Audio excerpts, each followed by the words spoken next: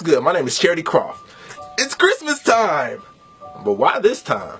I mean, I'm sure you already know December 25th has nothing to do with Jesus' birthday. According to the Bible, he was born sometime between spring and early October, but it was absolutely not December 25th.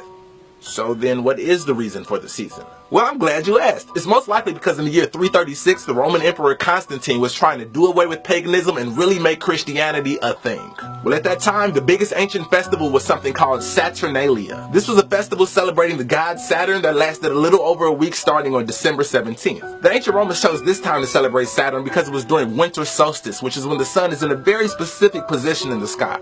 Now, we won't get too far into that, but listen, once you learn why Saturday is named after Saturn and why Sunday is named after the sun, and notice how most religious activities take place on one of those 2 days, a lot of things will start making sense to you. Anyway, so Constantine thought, since everybody's already celebrating at this time, I can just make this the day that we celebrate Jesus, and the whole world can make a much easier transition to Christianity. You gotta realize that at this time, most people worshipped multiple deities and were so-called pagans. Well, since Constantine and the Council of Nicaea were hell-bent on making Christianity the most powerful religion on earth, they just slapped their holidays on top of pagan holidays so the people could convert easier. Side note, the reason why Easter is always celebrated on a different day every year is because it's always the Sunday after the first full moon of the vernal equinox. Super pagan, nothing to do with Jesus' resurrection, nothing. Anywho, Christmas trees were used to decorate Saturnian temples, mistletoe was used by ancient druids because they believe it had mystical powers, and presents were given during winter solstice to celebrate the spring to come. Pagan, pagan, pagan!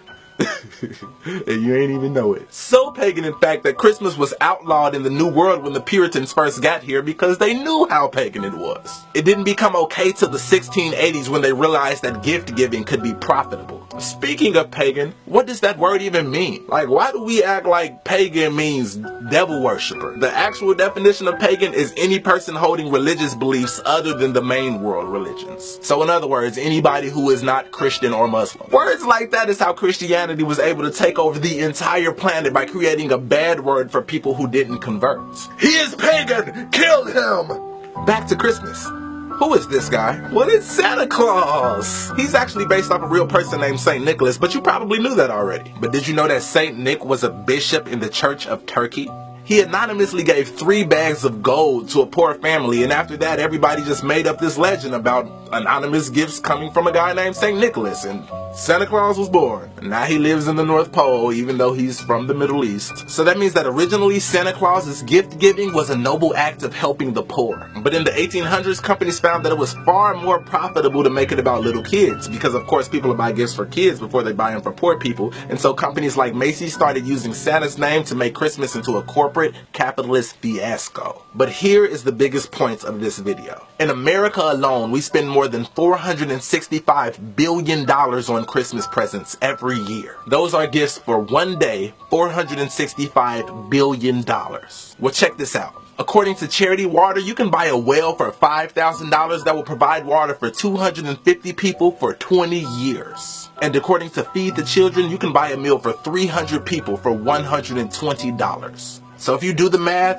$120 times 3 meals a day times 365 days a year, then add in the cost of the water well, you could provide 300 starving people with food and water for a whole year with only $136,400. So if we take that $465 billion we spend, we could feed 1,020,000,000 people for a year. Well, it gets crazier. According to World Food Program's hunger statistics, there are only 795 million starving people on Earth. So that means with the money America alone spends on one Christmas, we can literally end world hunger for a year. Now let's take that one step further.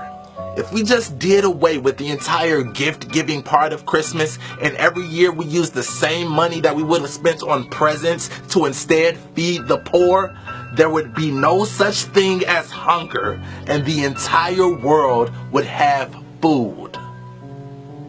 Merry Christmas. I love you.